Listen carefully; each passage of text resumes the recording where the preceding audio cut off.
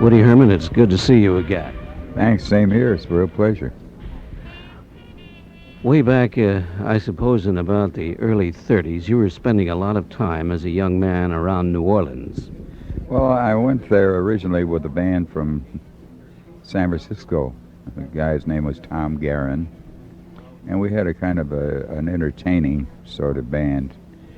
The band included people like Tony Martin, who was then Al Morris, the saxophonist and the clarinet player. And through some efforts on my part, the leader hired a girl singer by the name of Ginny Sims, who later went on to lots of success. And I became highly intrigued when we arrived in New Orleans to play at a gaming resort called Club Forest. And not alone with the culture of the area, but also the uniqueness of a town. There's nothing quite like it anywhere in our country, and not very many places in Europe or other places in the world that are comparable. So I became intrigued with the music, which was very basic and still is. It has not changed one iota. But I feel that it's a good place for us, mainly because it's the home of jazz and everyone accepts that as a fact. Consequently, you're free to play your own thing no matter whatever it is in New Orleans. And I find this very intriguing, and I'm enjoying it very much.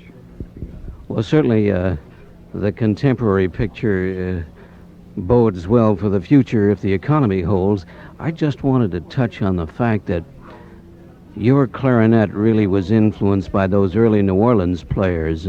Yeah, I think so. As a matter of fact, I got to know one man who was then had some miles on him, and his name was Sidney Aridin, and he was one of the best clarinetists, I believe, from that particular area and during that era. I spent a lot of time going fishing with this man and discussing reeds and clarinets and so on.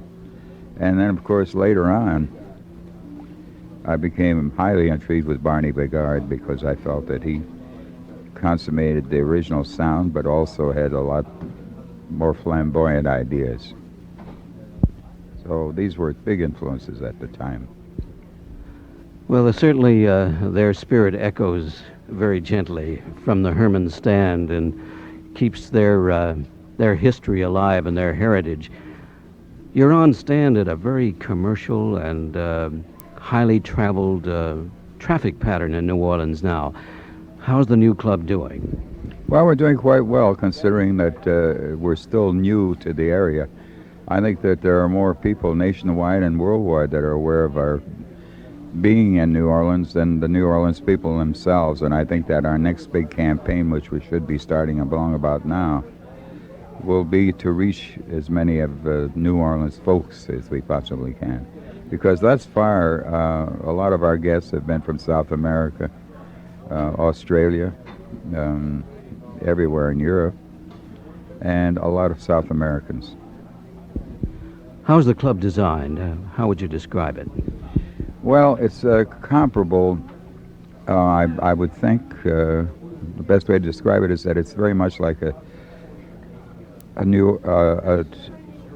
Vegas show lounge type. By that, it's a theater club. We have a lovely stage setting and complete theatrical lighting. And we have a good sound system. And we've already proven that it's a great room for television. We brought in big sets from California, and we're able to handle it very well. It's a goodly sized room. It's on 3 tiers, and with plenty of spaciousness without looking barny or big. And consequently, I think we have a room that's suited for many different things, including live broadcasting, live television, and recording. That sounds like a most effective combination. Well, that's what we're hoping for, that we would be unique in New Orleans, and I think we are. And possibly in the world. Well, it's different because it's all based upon music. Well, you have a full orchestra on stand 6 nights a week. And where does your new talent come from? Well, they come from everywhere in our country. Mainly, a lot of the guys have attended certain music departments that we are very much impressed by.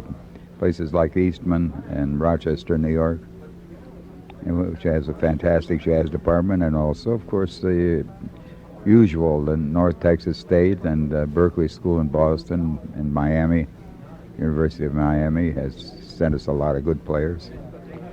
Yet there's a wealth of great talent out there, and I depend really extremely, to an extreme degree, I depend on the players within the band themselves. When we need a person or feel we should make a change, I go to the sections and the individual players and ask for suggestions, and it usually works out quite well.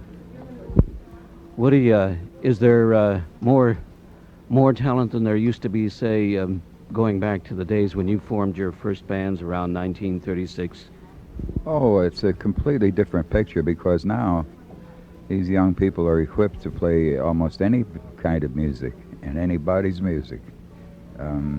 For instance, I've had the good fortune, of course, of having a lot of our music used as part of the curricula at many music departments all over the country. So a lot of the players, when they join me, are aware and know our charts as well as the guys who have been there.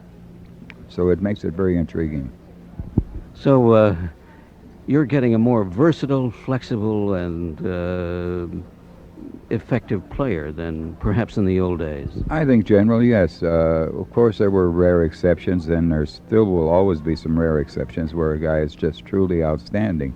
I'd like to give you a perfect example. There's a young trumpeter who is now the most sought-after jazz trumpeter in the world, and he's a young man from New Orleans. I know his dad very well, and I know his brothers. Speaking of Wynton Marsalis,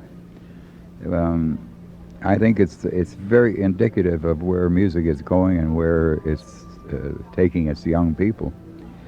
For instance, Wynton Marsalis is the first young man, he's a big 20 now, who has a double contract at CBS and Columbia Records, one in the classical department and one for jazz.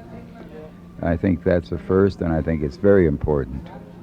Secondly, at 16 years of age, while he was in high school in New Orleans, he received a shot at going to the Juilliard in New York, and he did. He went there and spent a whole semester, and decided that he, as far as the trumpet was concerned, there wasn't too much there to offer him a further evidence of moving forward. So consequently, he's now professional, completely professional. I'm very proud of him because I've watched this young man come along. Well, that certainly is a testimony to the new breed of musical artist in the United States.